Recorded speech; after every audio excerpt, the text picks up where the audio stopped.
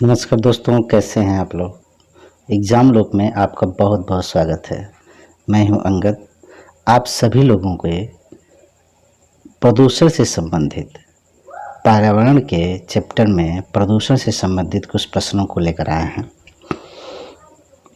उसे ध्यान से देखिए और पुस्तक में नोट भी करते जाना चाहिए। ठीक है, स्टार्ट करते हैं। अगर आप मेरे चैनल पर नए हैं तो इसको सब्सक्राइब कर दीजिए, लाइक कर दीजिए, शेयर करते रहिए। दोस्तों, आप लोग सब्सक्राइब नहीं करते हैं, शेयर नहीं करते हैं, लाइक नहीं करते हैं। आप लाइक करते हैं तो हमें पता चलता है कि आप लोगों ने पसंद किया। कोशिश करिए, ठीक है, लाइक करिए, कमेंट भी किया करिए। चलिए, पहला क्वेश्चन है, मानव जनित पर्यावरणीय प्रदूषण कहलाते हैं, यानी मानव द्वारा जो उत्पन्न किया जाता है प्रदूषण, उसे क्या कहते हैं। उसे परजैविक, प्रतिजैविक, ह्यूमेलिन, एंथ्रोपोजेनिक, इसे क्या कहते हैं, मानव द्वारा प्रदूषित, तो इसके कहते हैं, जवाब है एंथ्रोपोजेनिक। क्या जवाब है? एंथ्रोपोजेनिक। इसका जवाब ये सही हो जाएगा, ठीक ना, एंथ्रोपोजेनिक। ठीक है, नेक्स्ट क्वेश्चन, जैव विघटित प्रदूषक है। जैव विघटित प्रदूषण क्या है? ठीक है ना, तो जैव विघटित प्रदूषण है पारा, वाहित मल, प्लास्टिक, एस्बेस्टस। देखो, ये क्वेश्चन बहुत ही इम्पोर्टेंट है, पिछले 2014 में भी पूछा गया था, लेकिन ये कितनी बार बहुत सारे परीक्षाओं में पूछ चुका है। ठीक है, तो ऐसे जैव विघटित प्रदूषक क्या होते हैं? ऐसे प्रदूषक जो सूक्ष्म जीवों जैसे जीवाणु आदि के द्वारा समय के साथ साथ प्रकृति में सरल हानिरहित तत्वों से विभक्त कर दिया जाते हैं, जैव विघटित प्रदूषण कहलाते हैं। जैव विघटित प्रदूषण कहलाते हैं, यानी ऐसे प्रदूषक होते हैं जो सूक्ष्म जीवों द्वारा सड़मल गल जाते हैं, उसे क्या कहते हैं? जैव विघटित प्रदूषण कहते हैं। तो इसमें पारा, वाहित मल, प्लास्टिक, एस्बेस्टस। तो इसमें पारा, वाहित मल, प्लास्टिक और एस्बेस्टस में ये क्या है? वाहित मल सही हो जाएगा। क्या हो जाएगा? वाहित मल। ठीक है, नेक्स्ट क्वेश्चन, प्रकाश रासायनिक धूम कोहरे के बनने के समय में निम्न में से कौन सा एक उत्पन्न होता है? प्रकाश रासायनिक धूम कोहरे के बनने के समय में निम्न में से कौन सा एक उत्पन्न होता है? Hydrocarbon, nitrogen, ozone, methane. तो कौन सा उत्पन्न होता है? इसका जवाब क्या होगा? Nitrogen oxide. क्या है? जब प्रकाश रासायनिक धूम कोहरा वायु प्रदूषण की एक अवस्था है। गाड़ियों और औद्योगिक कारखानों से निकले हुए धुओं में उपस्थित नाइट्रोजन ऑक्साइड एक नाइट्रोजन डाइऑक्साइड गैस है। सूर्य के प्रकाश में हाइड्रोजन के साथ अभिक्रिया करके कई सारे द्वितीयक प्रदूषक को जन्म देती है, ठीक ना, जैसे ozone, formaldehyde, proxy acid nitrate आदि। ठीक ना, इन्हीं द्वितीयक प्रदूषक को प्रकाश रासायनिक धूम कोहरा उत्पन्न होता है। इसी द्वितीयक प्रदूषक की वजह से प्रकाश रासायनिक धूम या कोहरा उत्पन्न होता है। मनुष्यों में इसके आंख, नाक, गले में जलन तथा श्वसन संबंधी समस्याएं उत्पन्न होती हैं। ठीक है ना, तो प्रकाश नहीं, जैसे गाड़ियाँ वगैरह चलती हैं हमारे यहाँ, तो विभिन्न प्रकार के द्वितीयक प्रदूषक उत्पन्न होते हैं। Ozone, formaldehyde, proxy acetic nitrate, acetyl nitrate आदि होते हैं। तो इससे होते हैं, इसका जवाब होगा प्रश्न का नाइट्रोजन ऑक्साइड। क्या होगा? Nitrogen oxide. नेक्स्ट क्वेश्चन,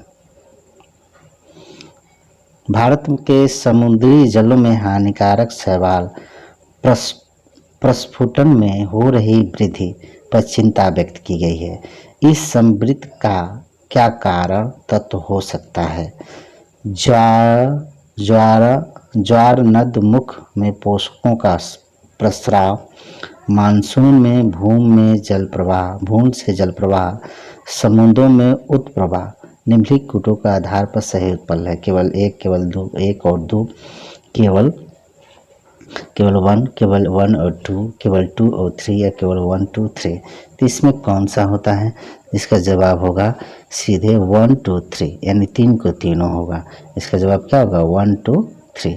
ठीक है, नेक्स्ट क्वेश्चन।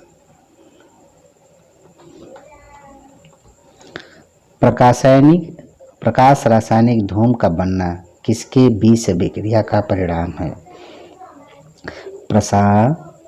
प्रकाश रासायनिक धूम का बनना किसके प्रक्रिया का कारण है, किस प्रक्रिया की वजह से बनता है? ठीक, तो NO2O3 पैराक्सिलेटेड नाइट्रेट के बीच सूर्य के प्रकाश में उपस्थित CO2 पैराक्सिलेटेड नाइट्रेट बीच प्रकाश में उपस्थिति CO2 तथा NO2 के बीच निम्न ताप पर NO2 के उस सांद्रण O3CO के बीच शाम के समय, तो इसका क्या कारण है? ठीक ना, तो इसका जवाब होगा NO2O3 पैराक्सी एसिटिक नाइट्रेट के बीच सूर्य के प्रकाश की उपस्थिति। इसका जवाब क्या होगा? ठीक है, नेक्स्ट क्वेश्चन है, ये जवाब होगा। ठीक है, नेक्स्ट क्वेश्चन। एशियाई भूरा बादल एशियन ब्राउन क्लाउड 2002 के अधिकांशतः फैला था। देखिए ये बहुत इम्पोर्टेंट, चूँकि ओल्ड क्वेश्चन है लेकिन इसका इम्पोर्टेंस बहुत बार पूछा गया है इस क्वेश्चन को। ठीक ना, तो एशियाई भूरा बादल अधिकांशतः फैलता है, अपचय फैला था। तो दक्षिण एशिया, पूर्वी एशिया, दक्षिण पूर्व एशिया, दक्षिण एशिया, पश्चिम एशिया में, तो इसका जवाब क्या होगा? दक्षिण एशिया। ठीक है, इसका जवाब होगा दक्षिण एशिया। नेक्स्ट है, निम्नलिखित कौन सा अधिकतम ध्वनि प्रदूषण का कारण है? भारी ट्रक यातायात, निर्वाचन सभाएं, पॉप संगीत, जेट उड़ान। तो अब तो सभी लोग मालूम होगा सबसे अधिक ध्वनि प्रदूषण जेट विमान से होता है। Next question. कुछ प्रश्न है। Next question. जाड़े की ऋतु दिल्ली में वायु प्रदूषण उच्च स्तर का रहता है। मोटर गाड़ियों में दहन प्रक्रिया जाड़े में बढ़ जाती है। दोनों में से कौन सा सही है? इसका AR दोनों सही है, R सही का स्पष्टीकरण है, AR दोनों सही किंतु R एक सही का स्पष्टीकरण नहीं है। A सही है परंतु R गलत है, AR गलत है परंतु R सही है। तो इसका जवाब होगा क्या? A सही है परंतु R गलत है, यानी C होगा। क्या होगा? C जवाब होगा। ठीक है, नेक्स्ट क्वेश्चन। समान स्थितियों में वातावरण में प्रदूषण उत्पन्न करने वाली गैस है। समान स्थितियों में वातावरण में प्रदूषण उत्पन्न करने वाली गैस है कौन सा? देखिए, carbon monoxide, carbon dioxide, nitrogen और ऑक्सीजन। तो इसका जवाब क्या है? Carbon monoxide. क्या होगा? Carbon monoxide. ठीक है, कार्बन मोनोऑक्साइड प्रमुख प्राथमिक वायु प्रदूषक होता है जो रंगहीन होता है तथा अति विषैली होती है।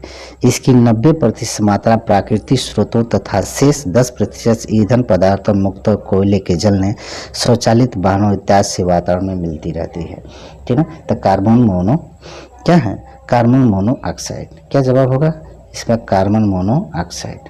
ठीक है, इसका जवाब होगा आंसर ये सही होगा। Next question. निम्नलिखित में से एक द्वितीयक प्रदूषण नहीं है।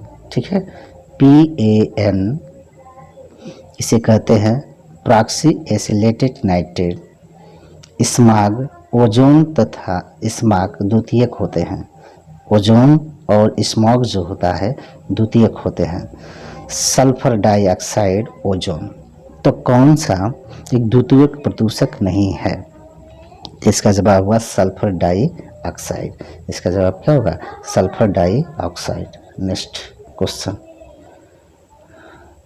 अधूरे प्रज्वलन के कारण मोटर, कार एवं सिगरेट से निकलने वाली रंगहीन गैसें कार्बन डाइऑक्साइड होती है, नाइट्रस ऑक्साइड होती है, कार्बन मोनोऑक्साइड, मीथेन होती हैं। तो कौन होती हैं? इसकी कार्बन मोनोऑक्साइड होती है। ठीक है, नेक्स्ट क्वेश्चन। मोटर वाहनों से निकलने वाली निम्नलिखित कौन सी एक प्रमुख प्रदूषक गैस है? यही सेम, ठीक है, सेम क्वेश्चन हो गया। तो इसका जवाब होगा क्या? सूची 1 को सूची 2 से सुमेलित कीजिए तथा सूचियों को नीचे दिए गए कूट से सही का चयन कीजिए। वायु प्रदूषक प्रभावित अंग, एस्बेस्टॉस धूल से कौन सा अंग प्रभावित होता है? मस्तिष्क होती है, शीशा से उदर होता है, पारा से फेफड़ा दिया है, कार्बन मोनोऑक्साइड या रक्त धाराएं प्रभावित। तो इसमें से देखना है कि ए बी सी क्या है दिया है इसमें से, तो इसमें से मिलान कौन सा होगा? एस्बेस्टॉस से होता है, इससे एस्बेस्टॉस से धूल से फेफड़े का कैंसर हो सकता है, ठीक है।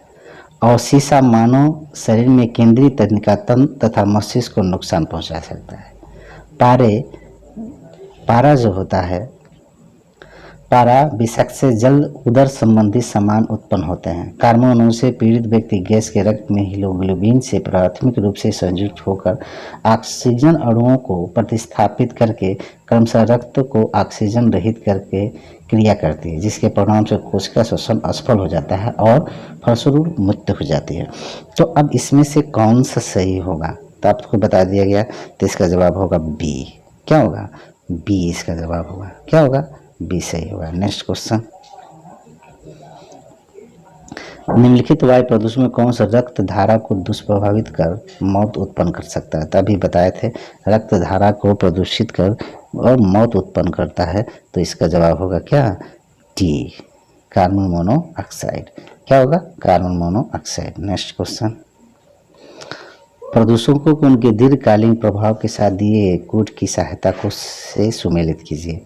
कार्बन मोनोऑक्साइड हृदय गति को क्षति, नाइट्रोजन ऑक्साइड कैंसर, धूल के कण श्वसन संबंधित रोग, शीशा केंद्रीय नर्वस सिस्टम।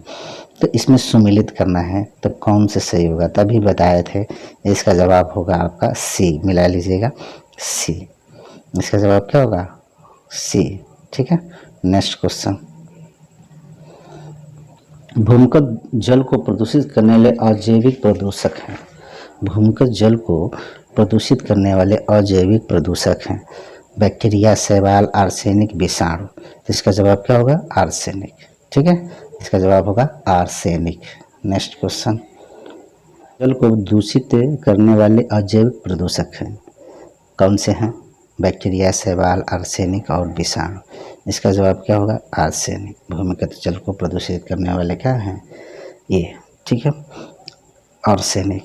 क्या होगा? आर्सेनिक। इसका जवाब होगा आर्सेनिक। और बैक्टीरिया जो होती हैं, भूमिगत जल को दूसरी अजैविक प्रदूषक है आर्सेनिक, ठीक ना, आर्सेनिक होते हैं। इसका जवाब होगा, ठीक है, ये इसका क्लिक कर दीजिए, ठीक है। नेक्स्ट क्वेश्चन, औद्योगिक मलबे से सर्वाधिक रासायनिक प्रदूषक होता है। चमड़ा उद्योग से, कागज उद्योग से, रेयान उद्योग से, वस्त्र उद्योग से। तो सबसे अधिक ही प्रयोग होता है क्या? चमड़ा उद्योग से। नेक्स्ट क्वेश्चन,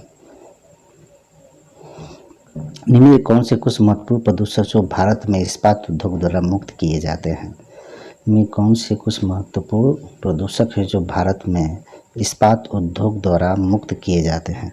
तो कौन से प्रदूषक हैं? ठीक है ना, सल्फर के ऑक्साइड, नाइट्रोजन के oxide, carbon monoxide, carbon dioxide, carbon monoxide, carbon dioxide. इसमें कौन से होते हैं? तो इसका जवाब केवल 2 और 3 होगा। 2 और 3 नाइट्रोजन और कार्बन मोनोऑक्साइड, यही जो होते हैं मुक्त होते हैं, ठीक है। इसका जवाब क्या होगा? बी। नेक्स्ट है, अम्ल वर्षा निम्नलिखित द्वारा वायु प्रदूषण के कारण होगी। Carbon dioxide, carbon monoxide, methane, nitrous या सल्फर डाइऑक्साइड। तो सभी लोगों को पता होगा, नाइट्रोजन और सल्फर डाइऑक्साइड के द्वारा। इसके द्वारा नाइट्रस ऑक्साइड और सल्फर डाइऑक्साइड के द्वारा। नेक्स्ट क्वेश्चन, 22वां, निम्नलिखित में कौन से अम्ल वर्षा के लिए उत्तरदायी है? Carbon dioxide, carbon monoxide, propane और नाइट्रस ऑक्साइड, सल्फर डाइऑक्साइड। तो अभी भी बताए थे, इसका जवाब ये होगा। नेक्स्ट क्वेश्चन, अम्ल वर्षा द्वारा होने वाले वायु प्रदूषण के कारण होती हैं कार्बन डाई या nitrogen, carbon monoxide, carbon dioxide, ozone और कार्बन डाइऑक्साइड, नाइट्रस ऑक्साइड और सल्फर डाइऑक्साइड। तो इसका जवाब क्या होगा? डी। इसका जवाब ये होगा, ठीक है। नेक्स्ट क्वेश्चन,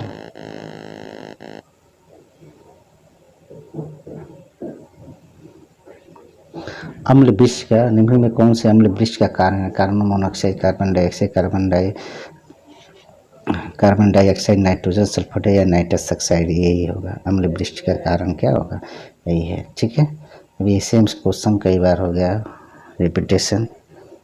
ठीक है, कई बार आया है ये क्वेश्चन।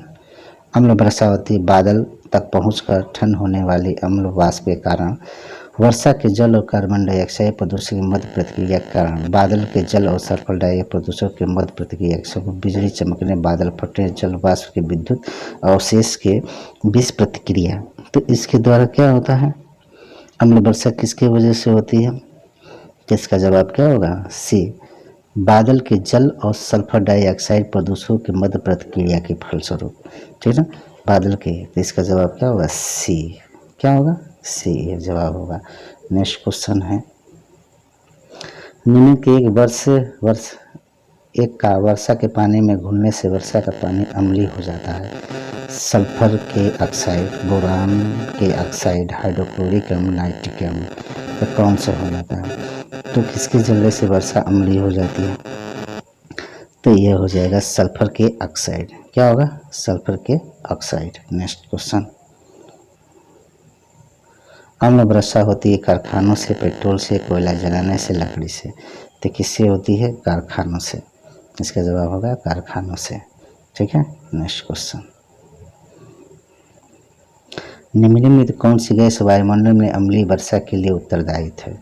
कौन से गैस अम्लीय वर्षा के लिए उत्तरदायी है? इसका जवाब है सल्फर डाइऑक्साइड, यानी SO2। ये भी याद रखिएगा, सल्फर डाइऑक्साइड का फार्मूला SO2 होता है। नेक्स्ट क्वेश्चन, अम्ल वर्षा की मुहिम में से कौन से क्षतिग्रस्त होता है? अम्ल वर्षा में कौन से क्षतिग्रस्त होते हैं? अम्ल वर्षा निम्नलिखित देश में कौन से सबसे अधिक क्षतिग्रस्त होते हैं? तो कनाडा है, फ्रांस है, नॉर्वे है, जर्मनी है। तो सबसे अधिक ही प्रदूषित होते हैं 1 और 3, फ्रांस और नॉर्वे सबसे अधिक ही हो 1 और 3। तो इसका जवाब बी हो जाएगा सही। ठीक है ना, सब अधिक क्षतिग्रस्त होते हैं। नेक्स्ट क्वेश्चन,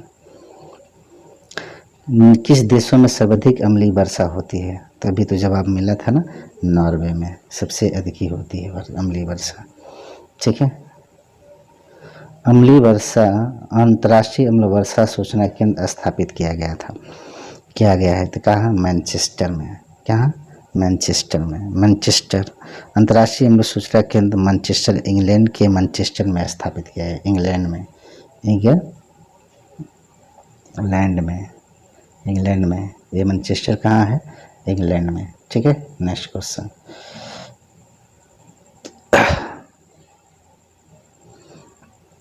निम्नलिखित कौन सी एक वायु प्रदूषक गैस है और जीवाश्म ईंधन के ज्वलन स्वरूप उत्पन्न होती है? तो क्या है? Hydrogen, nitrogen, oxygen, sulphur dioxide. कौन सा है? Hydrogen, nitrogen, oxygen, sulphur dioxide. इसका क्या है? Sulphur dioxide. इसका जवाब सही हो जाएगा। नेक्स्ट क्वेश्चन, इनमें कौन से वायु प्रदूषण से संबंधित नहीं है? वायु प्रदूषण, एक स्मॉग, अम्ल वर्षा, यूट्रोफिकेशन, एस्बेस्टोसिस। तो यूट्रोफिकेशन जल प्रदूषण से संबंधित है।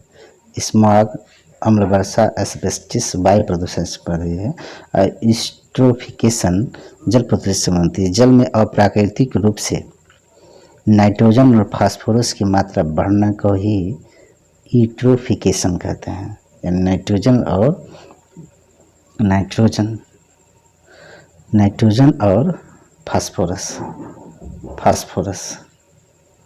फास्फोरस की मात्रा अगर बढ़ जाती है, ठीक, नाइट्रोजन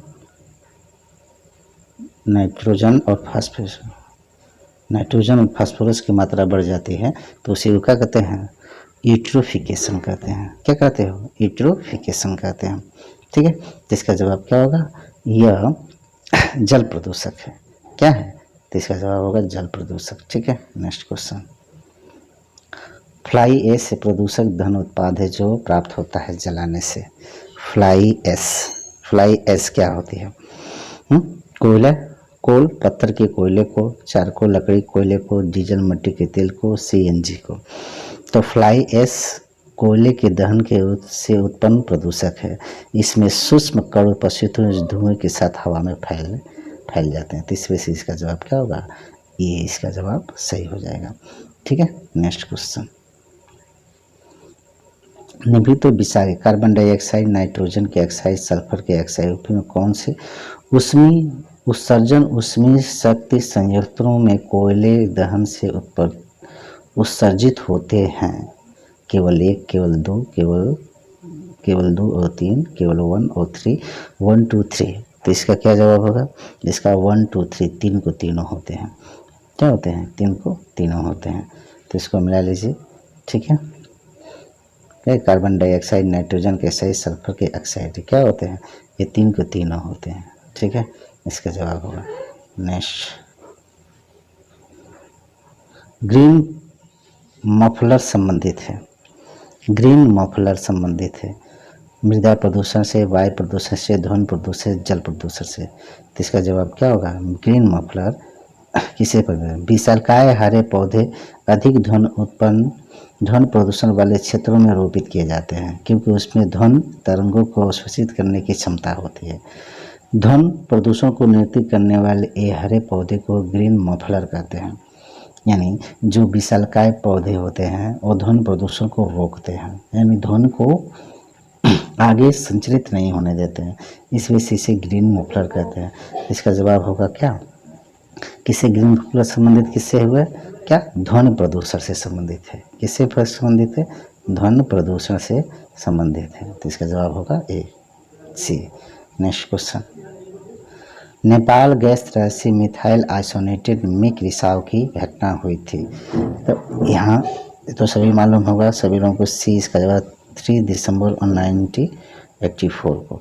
ठीक ना, भोपाल गैस से अभी ठीक ना, 3 दिसंबर 1984 को हुई थी।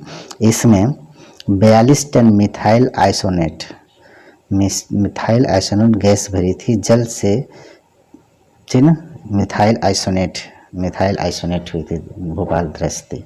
ठीक है, नेक्स्ट जवाब होगा भोपाल में यूनिक कार्बाइड फैक्ट्री में जो गैस रिस गई थी वह थी तो मिथाइल आइसोनेट। क्या थी? मिथाइल आइसोनेट थी। नेक्स्ट को, पॉलीथीन की थैलियों को नष्ट नहीं किया जा सकता क्योंकि ये बनी होती है। पॉलीथीन की थैलियों को न टूटने वाली अणुओं से, अकार्बनिक यौगिकों से, पॉलीमर से, प्रोटीन से। किससे बनी होती है? पॉलीथीन मूलतः कार्बन हाइड्रोजन के अणुओं से मिलने से बनता है। कार्बन और हाइड्रोजन के अणुओं से मिलने से बनता है। ठीक ना, यह C2H2 का बहुलक होता है, यानी C2H4 का बहुलक होता है। क्या होता है? बहुलक होता है। पॉलीथीन में एथिलीन के गुण आपस में इस प्रकार जुड़े होते हैं कि उनके जैविक रूप से अपक्षय नहीं हो पाता। ठीक है, तो इसी वजह से पॉलीथीन जो होते हैं न टूटने अणुओं से बने होते हैं। इसका जवाब क्या होगा? ये सही हो जाएगा। ठीक है, नेक्स्ट क्वेश्चन। इनमें कौन सी वस्तु जीवाणुओं से नष्ट नहीं होती? गोबर, पौधे की पत्तियां, खाद्य पदार्थ, प्लास्टिक। तो इसका जवाब क्या होगा? प्लास्टिक जो होते हैं जीवाणुओं से नष्ट नहीं होते। नेक्स्ट, निम्न में किसके क्षय होने सबसे अधिक समय लगता है? सिगरेट का टुकड़ा, चमड़े का टुकड़ा, फोटो फिल्म, प्लास्टिक का थैला। इसका भी जवाब क्या होगा? प्लास्टिक का थैला सबसे अधिक ही समय लगता है। क्या लेता है? सबसे अधिक ही समय लगता है प्लास्टिक का टुकड़ा। ठीक है, नेक्स्ट क्वेश्चन। निम्न में कौन सा एक वायु प्रदूषण के जैविक सूचक का कार्य करता है? में कौन सा एक वायु प्रदूषक के जैविक सूचक है? लाइकेन, फर्न, मनी प्लांट, अमरवेल। तो इसमें से कौन सी वायु प्रदूषक के सूचक का कार्य करता है? ठीक है ना, तो इसका जवाब होगा सूचक क्या करता है? इसका जवाब होगा लाइकेन। क्या होगा? लाइकेन। ठीक है, लाइकेन क्या होता है? लाइकेन पेड़ों की छालों पर उगे हुए होते हैं। लाइकेन के शरीर का निर्माण शैवाल तथा कवक के द्वारा होता है। नाइट्रीकरण जीवाणु भूमि के स्वतंत्र नाइट्रोजन को नाइट्रेट में परिवर्तित कर देते हैं। इसे पौधे जड़ों द्वारा खाद्य रूप में ग्रहण करते हैं। इसके बदले पौधे इन जीवाणुओं को भोजन और रहने के लिए स्थान देते हैं। इस प्रकार इस सहजीवी प्रभाव पौधों एवं वातावरण पर पड़ता है। तो इसमें से लाइकेन जो होता है इसका जवाब होगा, क्या होगा, लाइकेन। ठीक है, नेक्स्ट जवाब, लाइकेन सबसे अच्छा सूचक है किसका, सबसे अच्छा सूचक है वायु प्रदूषण का। लाइकेन जो है सबसे अच्छा सूचक किसका है, वायु प्रदूषण का। इस वजह से इसका जवाब सही हो जाएगा। जल प्रदूषण का नहीं, मृदा प्रदूषण, ध्वनि प्रदूषण का नहीं होता है। ठीक है, नेक्स्ट क्वेश्चन, निम्न में कौन सी वायु प्रदूषण की रोकथाम के लिए यांत्रिकी विधि नहीं है, bag filter, cyclone collector, cyclone separator, cyclone divider. तो क्या होता है इसका, क्या है, साइक्लोन डिवाइडर। वायु प्रदूषण के रोकथाम के लिए यांत्रिक विधि नहीं है। साइक्लोन डिवाइडर वायु प्रदूषण रोकथाम के लिए यांत्रिक विधि नहीं होती है। तो इसका जवाब होगा क्या sir, bag filter, cyclone collector, cyclone separator, ये सब क्या है, वायु प्रदूषण को रोकने की विधि है। नेक्स्ट जवाब होगा, जैविक ऑक्सीजन की आवश्यकता। वीडियो, वीडियो का पूरा नाम होता है क्या, वीडियो का BOD, बोर्ड, बोर्ड का पूरा नाम है बायोलॉजिकल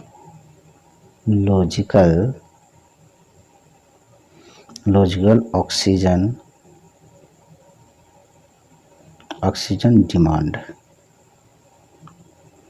डिमांड होता है, ये डिमांड है, DEMAND, डिमांड होता है। तो बायोलॉजिकल ऑक्सीजन डिमांड ये होता है। जल प्रदूषण मापने की मुख्य इकाई है। कार्बनिक और अकार्बनिक अपशिष्ट अपघटित होने के लिए जल निकासी में घुलनशील ऑक्सीजन का उपयोग करते हैं। जल के निकासी में घुलनशील, जल में जो घुलनशील होते हैं, तो कौन से हैं, जैविक ऑक्सीजन आवश्यकता एक प्रकार का प्रदूषण सूचकांक है, जलीय वातावरण में, मृदा में, वायु में और उपयुक्त सभी में। तो इसका जवाब क्या है, जलीय वातावरण में। क्या होगा, इसका जवाब होगा जलीय वातावरण में। नेक्स्ट क्वेश्चन, किस जल क्षेत्र में वीडियो की अधिकता संकेत देती है कि उसका जल खनिज प्राप्त कर रहा है, गैस प्राप्त कर रहा है, सीवेज से प्रदूषित है, एट्रोफिक है। तो इसके लिए क्या जवाब होगा, ये सीवेज से प्रदूषित हो रहा है। इसका जवाब होगा सीवेज से प्रदूषित हो रहा है। ठीक है, नेक्स्ट जवाब होगा, नदी में जल प्रदूषण ईंधन की घुली हुई मात्रा पाई जाती है, क्लोरीन की, नाइट्रोजन की, ओजोन की, ऑक्सीजन की।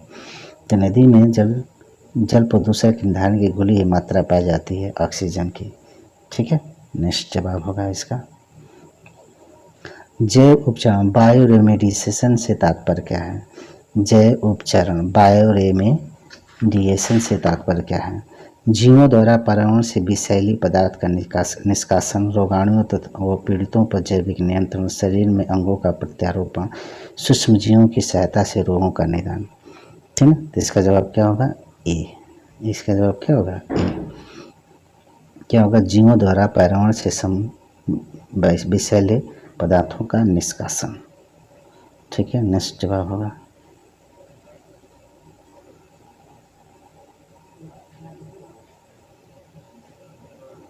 नेक्स्ट जवाब होगा, निम्नलिखित में कौन जल प्रदूषक नहीं है, जस्ता, तांबा, निकल, सल्फर डाइऑक्साइड। तो जस्ता भी से जल प्रदूषक होता है, तांबा से भी जल प्रदूषक होता है, निकल से भी होता है, और सल्फर डाइऑक्साइड से जल प्रदूषण नहीं होता है। ठीक है, जल प्रदूषक नहीं होता है, वायु प्रदूषक होता है। क्या होता है, वायु प्रदूषक, जिससे अम्ल वर्षा होती है, तभी बताए थे हम। इनमें कौन सा प्रदूषक कारक जैविक रूप से अपघटित होते हैं, कौन सा कारक जैविक रूप से अपघटित होते हैं।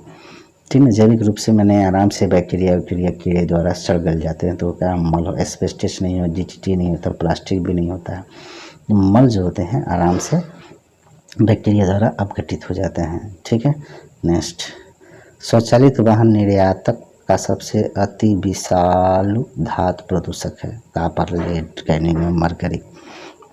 स्वचालित वाहन निर्यातक का सबसे अविषालु धातु प्रदूषक है, तो लेड है। ये बहुत ही खतरनाक होता है लेड। ठीक है, तो लेड इसका जवाब होगा। ठीक है, नेक्स्ट क्वेश्चन, यूरो उत्सर्जन नियम उत्सर्जन के मानक हैं और ये एक वाहन से उत्सर्जन की सीमा निर्धारित करने के पैकेज प्रदर्शित करते हैं।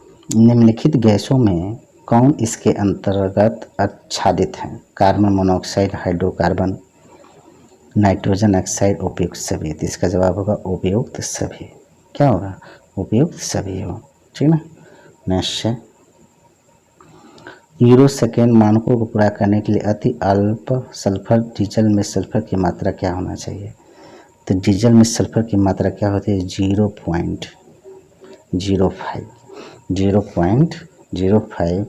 0.10% वो 0.15% और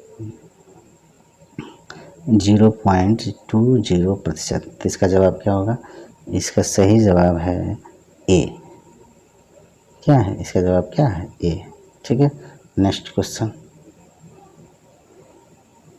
यूरो नॉर्म स्वचालित वाहनों में गैस उत्सर्जन की मात्रा सीमा निश्चित करते हैं। एक गैस है, कौन सा है? यूरो। ठीक ना। तो इसमें कौन है? Carbon monoxide. कार्बन मोनोऑक्साइड मानक फिक्स होती है। ठीक है। नेक्स्ट है वाहनों में उत्सर्जन कार्बन मोनोऑक्साइड को कार्बन डाइऑक्साइड में परिवर्तित करने वाले उत्प्रेरक परिवर्तन की सिरेमिक डिस्क विकसित स्तर होती है। सिरेमिक डिस्क अक्सर होती है चांदी की, स्वर्ण की, तांबा की, पैलेडियम की। तो किसका होता है? पैलेडियम की। क्या होती है? पैलेडियम की। ठीक है। नेक्स्ट है अपने प्रदूषणों के कारण इनमें कौन सी नदी जैविक मरुस्थल कहलाती है? ये तो सभी लोगों को पता होगा कि अपने प्रदूषण के कारण कौन सी नदी क्या जैविक मरुस्थल कहलाती है? तो इसका होगा दामोदर। क्या होती है? दामोदर नदी झारखंड के खमार घाट से निकलती हुगली में मिलती है। झारखंड के, ठीक ना। खमार घाट से निकलकर हुगली नदी में मिलती है। कोयले खदान औद्योगिक क्षेत्र से प्रभावित होने के कारण यह देश का अति प्रदूषित नदी बन गई है। ठीक ना। अति प्रदूषित नदी बन गई है। ठीक ना। तो इस वजह से दामोदर घाटी। नेक्स्ट, दामोदर नदी। प्रदूषक युक्त वायुमंडल को निम्न में किसके द्वारा स्वच्छ किया जा सकता है? स्वच्छ किया जा सकता है। तो इसका क्या होगा जवाब? ऑक्सीजन, वर्षा, नाइट्रोजन, हवा द्वारा। तो किसके द्वारा स्वच्छ किया जा सकता है? स्वच्छ कैसे करेंगे? वायुमंडल अगर प्रदूषित है तो इसके द्वारा सीधे वर्षा होगी। वायुमंडल की सारी चीज़ें जिन भी है वायुमंडल में वर्षा, ओस द्वारा धुआं, धूल, गैसीय अपशिष्ट पदार्थ होते हैं। वायुमंडल को स्वच्छ किया जाता है ऐसे प्रदूषक जिनके कणों का व्यास 2 माइक्रोन से कम होता है। 2 माइक्रोन से कम होता है। तो ये वर्षा द्वारा वायुमंडल से स्वच्छ नहीं किया जा सकता है। वर्षा द्वारा वायुमंडल को, लेकिन 2 माइक्रोन से ऊपर वाले जितने भी कण होते हैं वो वर्षा द्वारा क्या होते हैं? स्वच्छ किए जा सकते हैं। इस वजह से वर्षा द्वारा हम क्या कर सकते हैं? वायुमंडल को स्वच्छ किया जा सकता है। ठीक है। नेक्स्ट, धूल प्रदूषण रोकने उपयुक्त वृक्ष सीता, अशोक, महुआ, पॉपुलर, नीम। धूल प्रदूषण को रोकने के लिए उपयुक्त वृक्ष कौन सा है? तो इसका है क्या? सीता, अशोक। दोस्तों, इस तरह के क्वेश्चन थे, ये इम्पोर्टेंट क्वेश्चन थे। मैंने जल्दी इसको बता दिया क्योंकि लंबे क्वेश्चन थे। आप लोग लंबे क्वेश्चन तो देखते नहीं हैं, इस वजह से मैंने बता दिया। और इस चैनल पर नए हैं तो इसे सब्सक्राइब, लाइक, शेयर कर दीजिए। Thank you. Bye bye. नमस्कार।